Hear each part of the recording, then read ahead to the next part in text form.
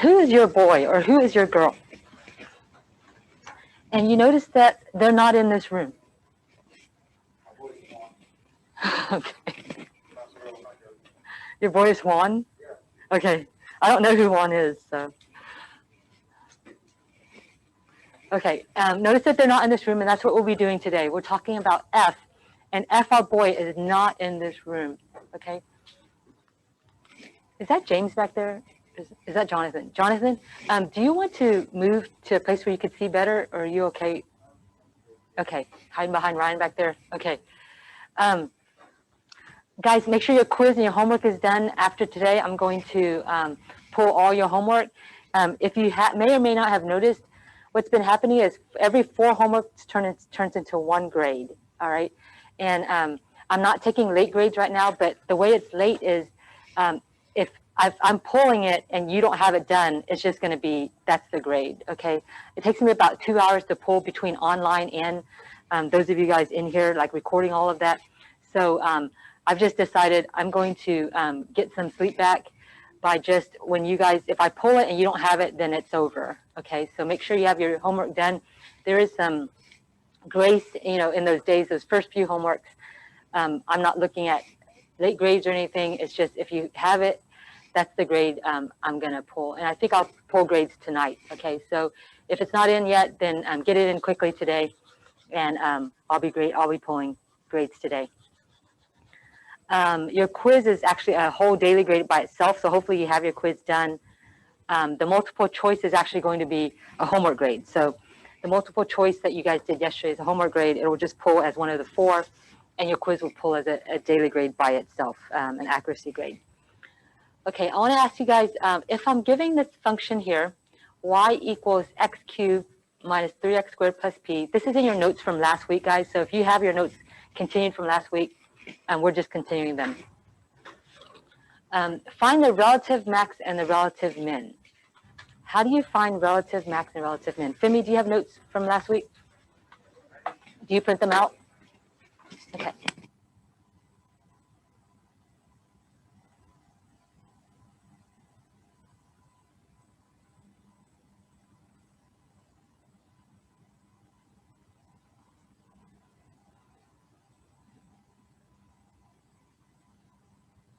Okay, so P is just some constant, all right?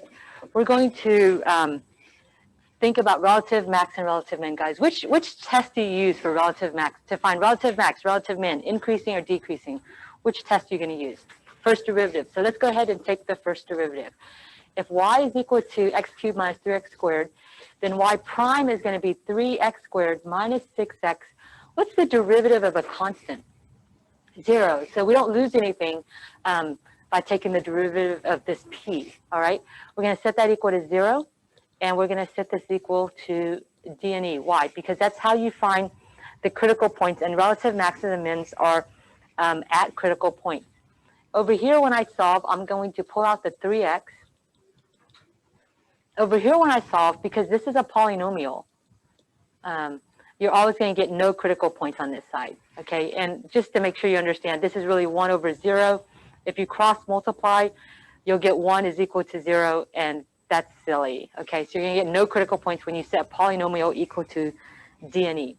Over here, I'll have something times something equals 0, so that means this something is equal to 0, or that something is equal to 0. Well, if I have 3x is equal to 0, that means x is equal to 0 or x is equal to 2. 2 critical points, right? So I'm going to put them into an f prime number line. Here, f is y, so I'll call it y prime. All right, put in my critical point, so I have 0 and 2. Okay, then I need plus, plus, plus, minus, minus, minus. How do I find plus, plus, plus, minus, minus, minus? Stick it into what, though? Into y or y prime? Y prime. So what I'm going to do is test between the intervals here and stick these numbers into y prime. Where is y prime? Where in the world is y prime? Y prime is here. Okay. Is this also y prime underneath it? Is this y prime? Then I can stick it there. But be careful. Like sometimes here you might divide both sides by 3. If you did that, then that's no longer y prime. Okay. So make sure you have it readjusted y prime. You're using the real y prime. All right. I need a number less than 0. What's a good number less than 0? -1. What about between 0 and 2? 1. And what about greater than 2? 212. You want to do it? You don't want to do it. Okay. You're no fun. Okay. You want to just do plain old 3? Okay. All right. Let's plug in -1. We're plugging into y prime. Here's my y prime right here. So I'm going to plug in -1. 3 times -1 is -3, right? So it's going to be a negative times. If I put -1 here, that would be -1 minus 2. So that would be -3. So negative times negative is a positive. Do you guys see why I plug it into this red box rather than this green box? It's a little bit easier to figure out positive and negatives, but the green box would work perfectly fine. All right, let's try 1. If I plug in 1, 3 times 1 is 3, so that's positive. If I plug in 1 here, I'll get 1 minus 2, which is -1. Positive times negative is negative. And then finally, if I plug in 3, I'll get 3 times 3, which is positive. 3 minus 2, which is positive, so I get positive here. Okay, guys, a lot of times we change from positive, negative, but not every time. Okay, you can see on your quiz yesterday, it didn't change all the time. Your quiz this past weekend, and it doesn't always alternate, so just be careful. Don't just assume these things alternate, okay, F prime. All right, so when y prime is positive, I know y is increasing. When y prime is negative, I know y is decreasing. So this is increasing, decreasing, increasing. This is a picture of what? Y. This is my boy Y in another room. Okay, I can't see him. He's in another room. But guess what? I already know he looks something like that. Okay? All right. So my question is, where is the relative max and relative min? Okay, well, here's my picture of Y. So where's my relative max? X equals 0. Where's my relative min? Okay, X equals 2. All right. P is an arbitrary constant. If they asked you to find Y, like what the the Y value is, you would plug in 0 here into Y, and you see you'd get Y equals P, and so that would actually be your point. P is just an arbitrary constant. You actually can't solve for it. So your answer would just be 0P if they wanted the X and Y value for relative min. Over here, if X were 2, this is a little bit more difficult, but that would be 8 minus 3 times 4, right, plus P. So here your Y would be -4 plus P. So if they asked you for the relative min, you would say that point is 2, comma, and you can say -4 plus P. It's just a little bit awkward. I would call it P minus 4, but there's nothing wrong with saying -4 plus P. Okay? You guys ready to find the points of inflection? Next question. Find the points of inflection. Wait. Can we justify this? Come back here. How do you justify a relative max or relative min? Because when y prime is positive, y is increasing.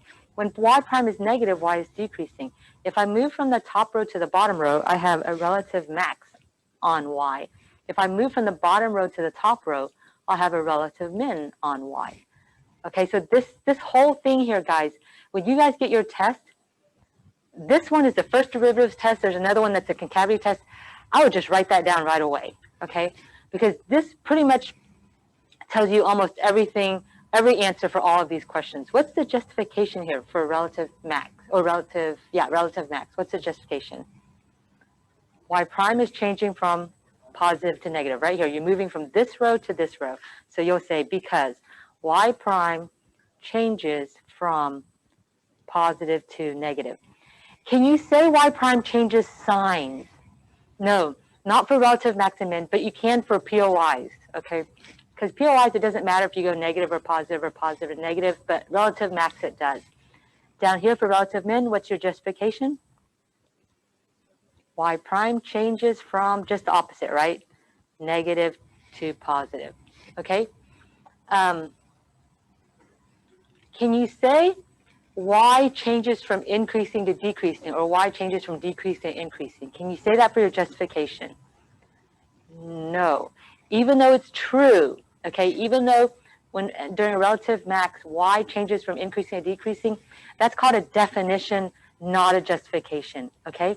So when you justify, always pull things with the derivative. Does that make sense? They want a derivative justification, not a definition justification. Okay? And that seems a little silly, but just letting you know that's how AP grades. All right, find the coordinates of the points of inflection. So here we go. When you have relative min, relative max, increasing, decreasing, those are all first derivatives answers, okay? If they ask for concave up, concave down, or POI, what do you have to do?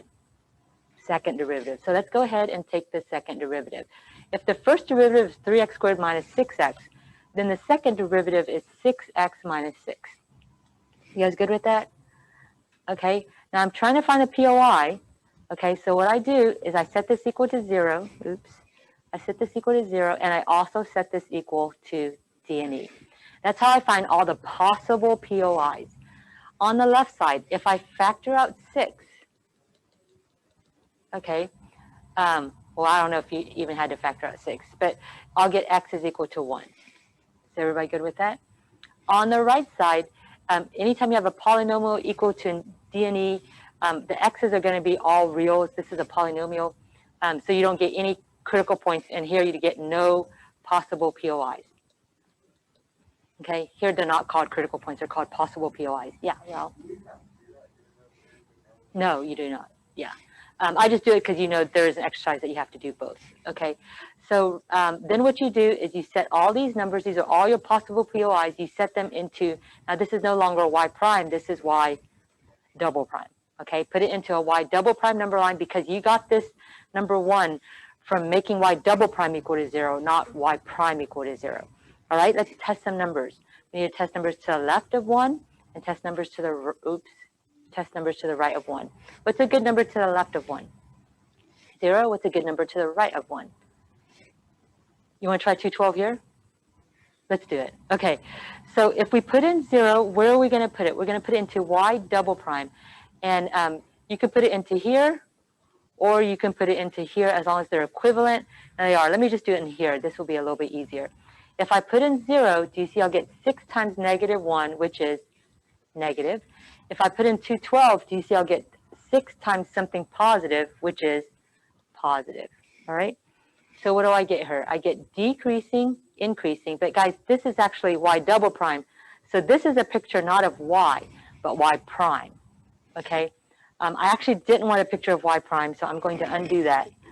What I really want to know is concave up, concave down. So here's concave down. This is concave up. And the question is, do I change from concave up to concave down or vice versa at x equals 1? Yes, I do. Okay, so then I will say, let me erase all of this. Then I would say that there is a POI at x equals 1. And what is your justification? F double prime changes signs. It's that easy. You can also say F double prime changes from negative to positive. That would be correct also. You cannot say F double prime changes from positive to negative. Do you see that? Because that's not what happened here. Okay, so even though it's a justification, you can't, that's not what happened here. So that's not the justification for this problem. Okay? Finally, what do you do if they ask you for the y value? Because I know the x value for the POI is 1. What if I wanted the y value for the POI? Yeah, go back to your y equals. So go back all the way up here to your y equals, right here. Okay, plug in 1. So this would be y equals 1 minus 3 plus p. You'll get negative 2 plus p. And so that will be your answer here. Your POI happens at 1 comma p minus 2. And don't worry that there's a p there, okay? You want to worry if there's p in the pool, but p in your answer is fine. You're good? Okay, so that's your warm-up. I have another question for you guys, actually. You're going to have a lot of these, at least one on your test, but a lot of them on your homework tonight, and we'll work on a problem like this today, too, in class. A lot of times, AP will give you a table, okay?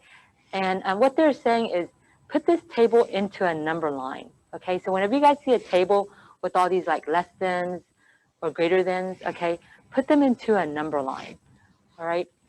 So what we're going to do is this is a sign of f prime, so I'm going to do an f prime number line, okay?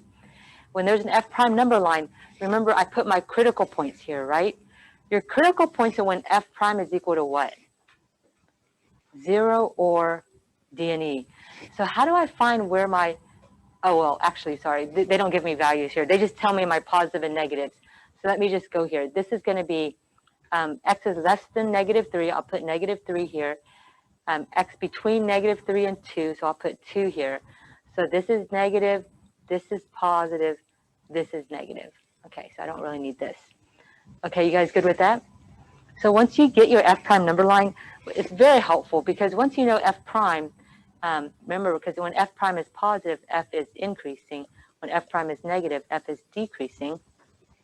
Once you know f prime is negative, then you know f is decreasing, f is increasing, f is decreasing. So this is my picture of f. I already know what f looks like. Okay, I may not know the concavity of it, but I know what it looks like. Okay, so guys, where is there a local minimum? Okay, so you'd say at x equals -3. That is your answer for local minimum. If we were to justify it, what would be the justification? Because f prime changes from negative to positive. Are you guys good with the justification? Okay, let's move on to another problem. Okay, so you guys read this and you guys tell me, is the answer A or is the answer B? And it helps to make a sketch.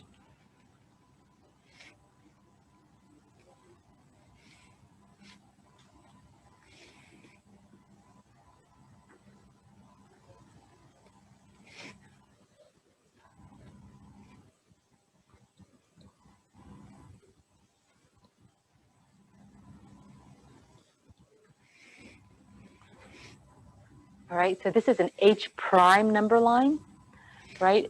Don't let it bother you that F has changed to H, okay? That's just the name of my other boy, all right?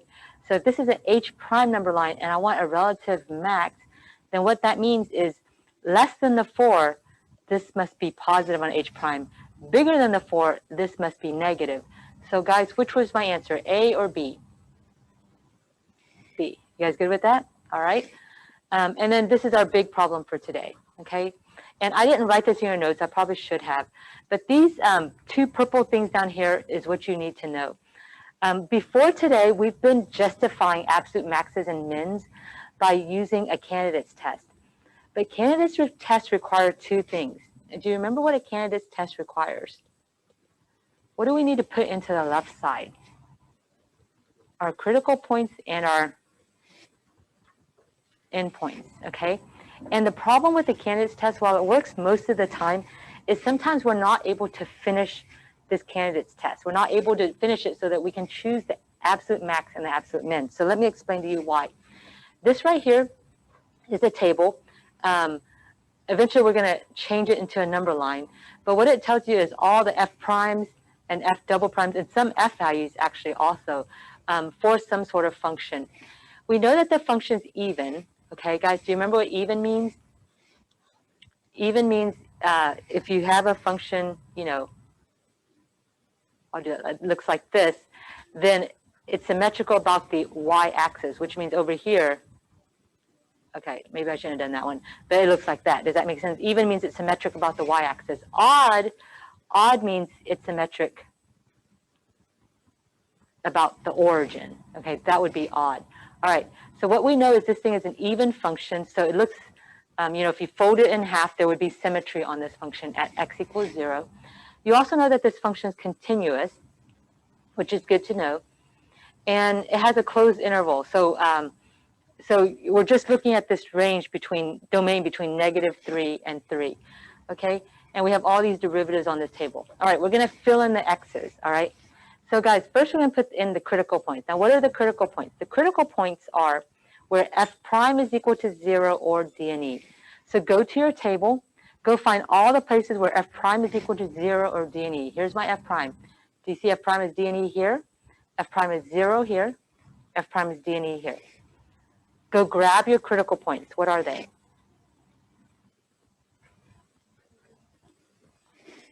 You see how I grabbed the critical points? So the x values where f prime is equal to 0 or D and E. And then I also need my endpoints here. What are my endpoints for this problem? Do you see it's -3 and 3? Matthew, are you asleep or you just leaned over? Okay. So right here, guys, what we need to do is find all the y values for this. Let me just start with the critical points. At 0, do I know the y value? When x is 0, do I know my y? Yeah, they give it to me, so this is 1. When x is 1, do I know my y? 0. When x is 2, do I know my y? -1. When x is -3, do I know my y? No. And this is where I get into trouble. I'm stuck on the candidates test here. I can't choose the absolute max and absolute min because these two numbers here I can't get. Okay? So we have to do a different type of justification. So let me talk to you guys about what this justification is. This justification says that if I can't do a candidates test, if I only have one critical point, so let's say I have some sort of function where I only have one critical point, okay? If on the left side my slope is positive and on the right side my slope is negative, and I only have one critical point, then this relative max is also an absolute max. Would you agree? If I only had one critical point, right? If there's only one point where the slope is 0. And likewise, if I have a function where there's only one critical point, okay, and to the left of the critical point, the derivative is negative, and the right of the critical point, the derivative is positive, then this relative min, not only is it a relative min, it'll also be an absolute min. You guys good with that? So that's one other justification for absolute max besides the justification of a candidates test. The candidates test is the easiest justification, but sometimes we can't fill it in. So what we would do is, and we would do this justification here that says if you only have one critical point, as long as to the left of that you have a positive slope, and to the right you have a negative slope, then for sure you know that there's an absolute max there, because that's the only place where you have a point. Does that make sense? Everything else is lower than that value. All right. Another thing you need to keep in mind is that absolute maximums, they only happen at two places for continuous functions. They only happen at relative maximums, or they happen at endpoints. They'll never happen at a relative min. Okay? So absolute max always happen at relative maxes or an endpoint. And so you can draw yourself a picture to kind of think about what that means. Okay? But if I have the absolute, did I say absolute max? If I have an absolute max, do you see this picture? The absolute max would be right here, right? The absolute max is either going to occur at this point or at this point. It would never occur at a relative min. Does that make sense? If you have a relative min. Now, endpoints are never called relative mins and relative maxes. So make sure you understand that. If I ever ask for relative min and max, you never count the endpoints. Okay?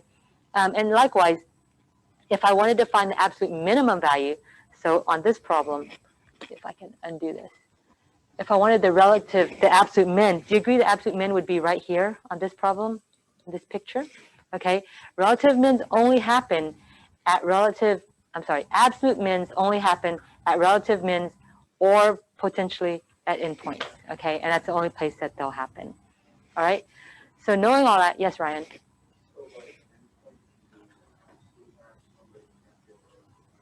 An endpoint can be an absolute, yes, exactly.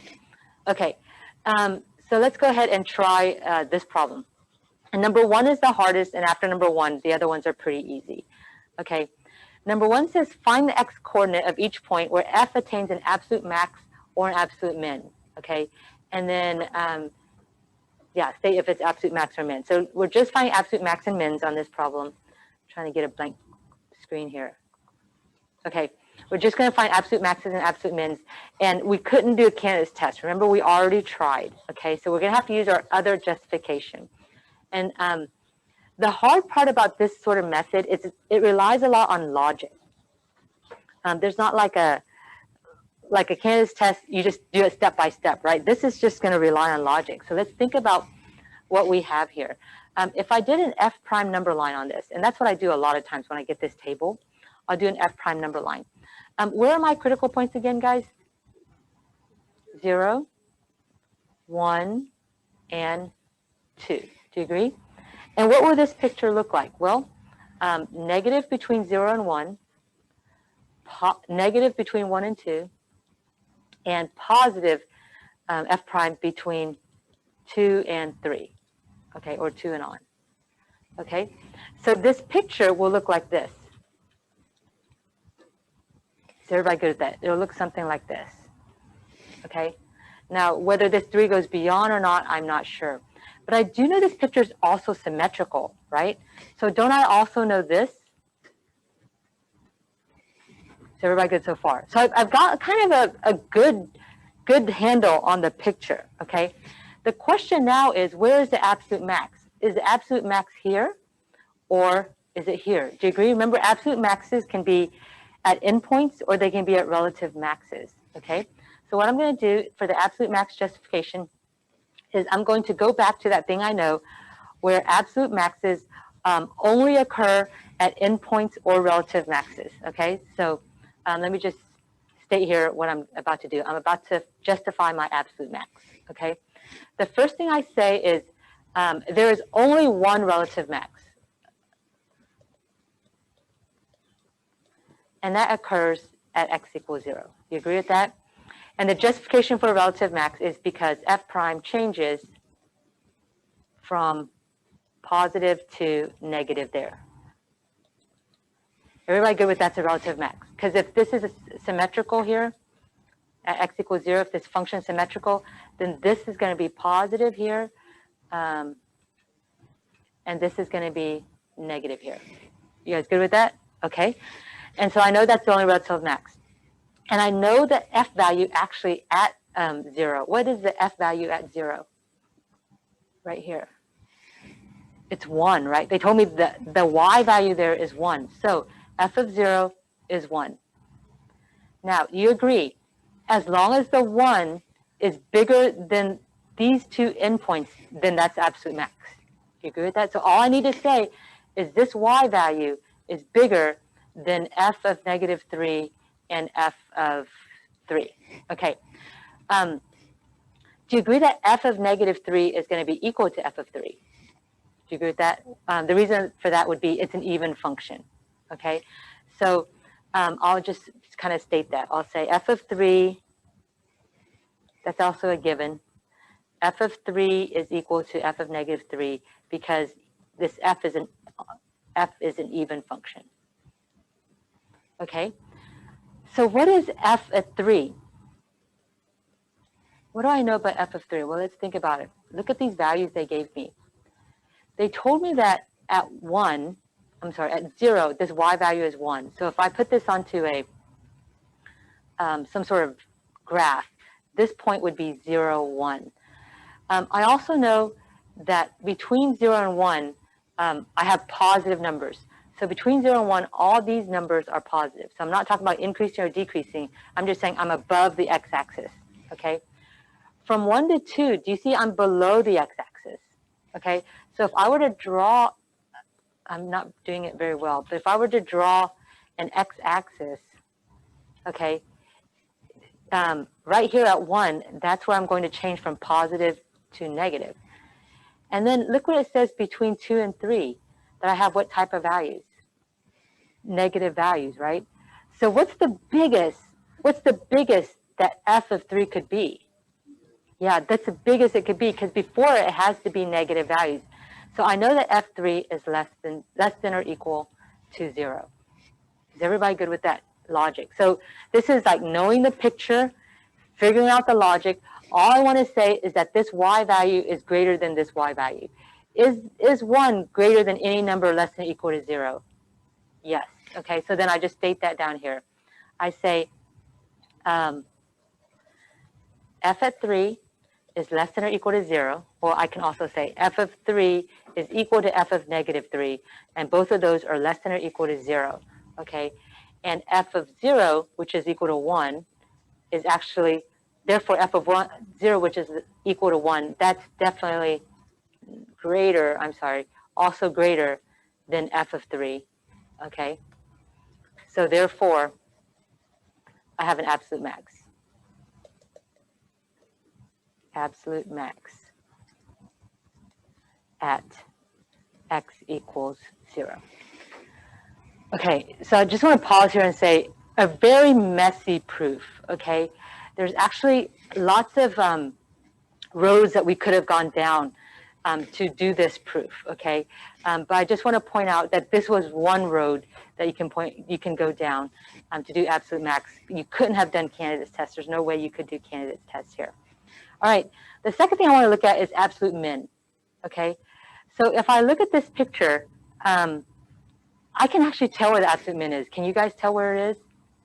It's either here or it's here, right? Because I've already drawn my picture, okay? It's definitely at the relative min, but I also got to prove that it's not at the endpoint, okay? So what I'm going to say is, I'm going to take this with symmetry. I'm only going to look when x is, how should I say this? How about I'll say, okay, how about if I say this? I'll say there's only a relative min at x equals -2 or 2. You agree with that? Those are the only two relative min. So let me just say that. Okay, so I'm going to start here to justify the relative min. So let's think about how I'm going to do that. This is the relative min justification. Okay, the first thing I'm going to say is there are only two relative mins. And remember, an absolute min can only occur at a relative min or the endpoints. So all I have to say is that relative min value is below the endpoints. Does that make sense? Then it makes it an absolute min. So there are only two relative mins. Okay, one at x equals -2 and the other at x equals 2. Okay, since there are two relative mins, do I know my y values of those relative mins? F of -2 equals f of 2, and that's because due to f is an even function, right? What does that actually equal to? Do I know a y value for that? -1, so that's equal to -1, okay? And so all I have to do is say that this number for sure is less than the 3 number. But the problem is I don't know what f of 3 is, and I don't know what f of -3 is. But here's where this thing comes into play. For x greater than 0, do you agree that this is the only critical point, right? And to the left of that critical point, the slope is negative. And to the right of that critical point, the slope is positive. So this must be the absolute min. Does that make sense? It must be the absolute min for x greater than 0. Okay, remember that's a justification we said also. And so that's something that we can also say. We can say, okay, for x greater than 0, okay, x equals 2 is the only critical point. And for between 0 and 2, okay, the derivative was less than 0. Between 2 and 3, the derivative was greater than 0. Okay, therefore, the absolute min was equal at x equals 2. Okay, this is for x is greater than 0. Okay, which means if that was absolute min, which means the f value for 2 was less than the f value for 3, right? If that was the absolute min. Okay, so I've been able to say that. I've been able to say that this relative min value is actually less than the endpoint. Okay, and remember, f of 3 is equal to f of -3, so this is also less than the value at the other endpoint. Okay, and then I've done my proof. Okay, so what is my proof? My proof is that I've taken all the relative mins, I've taken all the endpoints, and I've said the relative min y value is lower than all the values for the endpoints. So therefore, I'm done. The absolute min must be at x equals -2 and x equals 2. Okay, messy justification. Okay, all right. And the POI is actually quite easy to do. The drawing is where it's going to you're going to get in trouble here. The POI for this thing, remember you need a second derivative number line, right? And they give you all the information for the second derivative here. So let's just do a second derivative number line. remember, it's where the second derivative is equal to 0 or dne. So I've got dne here, I've got 0 here, and I've got dne here. Okay, so go pull those critical points. I've got 0, I've got 1, and I've got 2. Okay, this isn't spaced out very well. So let me space it out. I'm going to match it up with this red line right here. So there's 0, there's 1, and 2.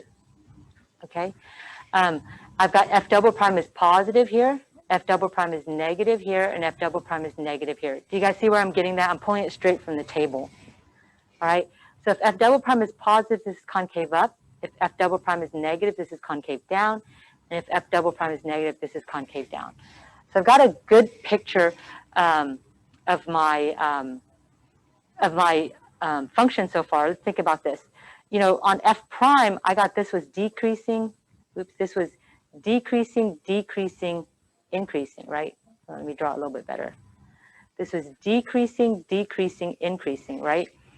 And over here, this should have been decreasing, decreasing, increasing, right? That's my picture because it's symmetrical. We said it's an even function, so symmetrical about x equals 0, right? So everybody good with this is my picture here. And then concavity-wise, then you just, you flip this about y equals 0 here. So concavity-wise, this would be increasing, concave up, concave down, right? If it's a symmetrical about the y-axis, okay? So how would I draw this picture? Well, I know this point here, remember, is 0, 1. Okay, I know that this point here, this f of 3, we said that this f of 3 was less than or equal to 0. The highest it could be was 0. So I'm just going to go ahead and assume it's 0. I'm going to draw an x-axis. So this is my picture here. This is the x-axis. Okay, I know that 3 didn't go above the x-axis. It could be below it or it could be 0. Okay, and so then I add these concavities to this picture. Guys, what you want to do before you add concavity is put the POIs in, okay? So where are my POIs? Okay, one POI is, it's where you change from concave up to concave down or concave down to concave up. So the only change I have is that x equals 1 or x equals negative 1. Do you see that? So for part B, your POIs are going to be at x equals negative 1 or 1. And what's your justification for a POI? F double prime changes signs. And for relative max and relative min, you can't say changes signs because it matters if you're going positive or negative. With the POI, you can just say changes signs, okay? All right, and so to graph this thing, what I'm going to do is I'm going to graph my POIs in here. So I have a POI at 1. So here at 1, see this red line that I drew? I'm just going to put a big dot there. And that means when I draw this, I'm going to change from concave up to concave down there. Also, there's going to be at 1 at negative 1. So I'm just going to put a big dot here at negative 1. And that's where I'm going to change concavities. Okay, between 0 and 1, do you see I'm concave up? Okay, so if I drew this concave up, it would look like this. Okay, between 1 and 2, I'm concave down. Okay, so if I'm concave down, I'll look like this. Between 2 and 3, remember I got to head back up, but I'm also concave down. So this is going to look like this. Okay, so combining this concavity with this picture, and then again, this is symmetrical about the x-axis, the y-axis. Okay, so I'm going to draw this side will look something like this. Okay, so my blue kind of looks like, I don't know, like the ridge of a temple or something like that, right? My blue is what this function is going to look like. Like if I just drew it free-handed, it'd look like something like this. Okay, that was worse than this. But you guys get the drift, right? Okay, so let's look at number 2 on the quiz. Can you give me the problem, Reagan?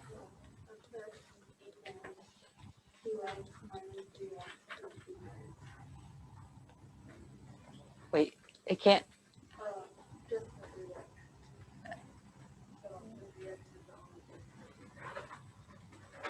Oh, okay. So, okay, sorry. 2x minus 3x to the 2/3, like that? Okay. All right, let's go ahead and take the derivative of this. We're looking for, I'm assuming increasing, decreasing, and are we looking at POIs? Oh, max and min. Okay, here we go. Guys, keywords, increasing, decreasing, relative max, relative min. Which test is that? first derivative. So I'm going to take the first derivative. 2/3 times -3 is -2x. Take the power down by 1. All right, I'm going to set this equal to 0. I'm also going to set this equal to d and e. All right, when is this equal to 0? That'll be 2 equals 2x to the -1/3. That's really 2 equals, I'm going to have to simplify this thing, else it doesn't make any sense, okay? So this is what I get. If I have one fraction on the left, I can make this a fraction. One fraction on the right, an equal sign in the middle, I can cross multiply. So I'll get 2 times the cube root of x is equal to 2. Divide both sides by 2, and then cube both sides, and I'll get x is equal to 1. So this is one of my critical points, okay? I'm going to look to see if I have any other critical points. Go on to the right side here, set this equal to d and e. That's 2 minus 2 over the cube root of x is equal to d and e, or 1 over 0, okay? What's going to make this thing blow up? If you have 0 in the denominator, right? So on the right side, I'll have the cube root of x is equal to 0, so therefore x is equal to 0. So this is another critical point. I've got 2 critical points, okay? What am I going to do with these critical points, guys? The first derivative test. Stick it into a first derivatives number line, right? Choose numbers in between. This is how you do the first derivatives test. Now, I'm going to have to plug into, so I'm going to try to be smart about this. I'm going to have to plug into this f prime. Okay, so I'm going to plug into this right here. All right. Make sure you don't plug into, after you manipulate f prime, it no longer is f prime. So make sure you don't plug into something you've manipulated. Okay. F prime is actually 2 minus 2 over the cube root of x. So whatever x number I pick, I'm going to have to take the cube root of it. So to be smart, I'm going to pick 8 over here. And over here, I'm going to pick 1/8. Okay, I think that's just so that I'll get a perfect cube root. You can do other things, but then you'll need a calculator. All right, so if I pick -1, what I'll get is 2. So when x equals -1, I'll get f prime is equal to 2 minus 2 over -1. That's 2 plus 2, which is 4. So I'll get something positive. And it actually didn't matter what I got. I just needed to know positive or negative. Okay, if I test x equals 1/8, okay, so I'm going to put 1/8 right here into the x. That'll be 2 minus 2 over 1/2. Dividing fractions easy as pie, flip the second and multiply. So this is going to be 2 minus 4, which will turn out to be negative.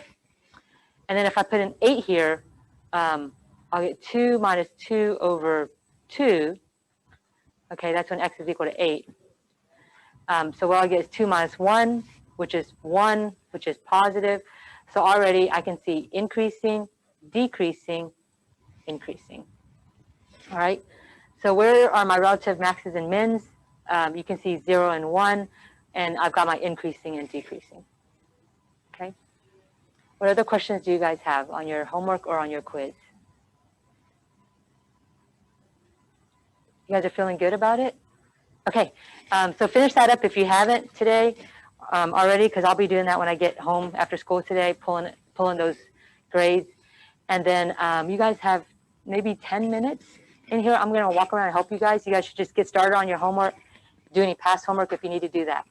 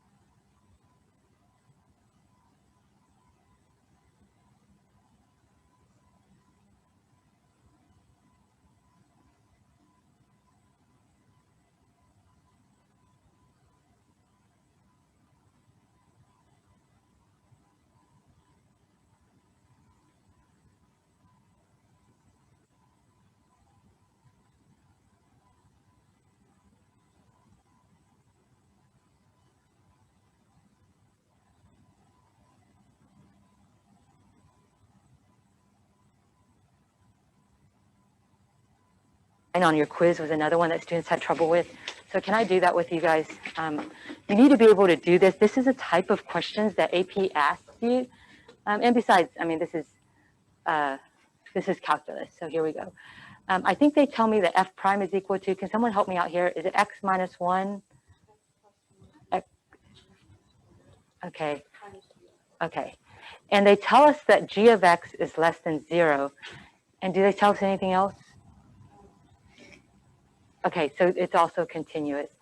And then what's the question actually? Now I forgot. I don't even know what we're looking for. On what intervals is f decreasing? Okay, so guys, if you want to know if f is decreasing, do you agree you do an f prime number line? Right, so guys, this is number 9 on your quiz. You want an f prime number line. Okay, well, where are your critical points on an f prime number line? Well, isn't that where f prime is equal to 0 or d and e? Okay, well, we know f prime right here. And if we set this equal to 0, okay, you can set equal to d and e, but assume it's some sort of polynomial. And we have no idea what g of x is, so we just assume it's a polynomial.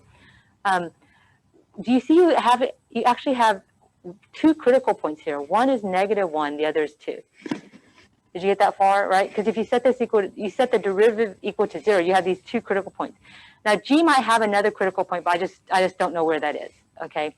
And then what you do is you plug in numbers between these values. So a good number less than -1, you pick. Maybe 0? Wait, no, that won't work. See, I told you guys should pick. Okay, what about between -1 and 2? That would be 0. Okay, and a number greater than 2, 3. Okay, so where do we plug these numbers into? F or f prime? F prime, right? Because it's an f prime number line. Do we know f prime? We do. F prime is up here, okay? And remember, you actually don't need to know what g of x is. You just need to know positive or negative, right? So do you agree that this number, whatever it is always going to be positive? Because if you take a number and you square it, it's always going to be positive. What did they tell you about g of x? That's always negative, right? They said it's less than 0. So all you have to do is figure out what x plus 1 is. All right, if I plug in -2, do you see that that would be negative? So negative times positive times negative, this will give you positive. What if I plug in 0? If I plug in 0, I'll get 0 plus 1. That's going to be positive times negative. So that's going to give me negative. What if I plug in 3 for x? I'll get 3 plus 1, which is 4, right? So that's positive times negative. That's going to give me negative.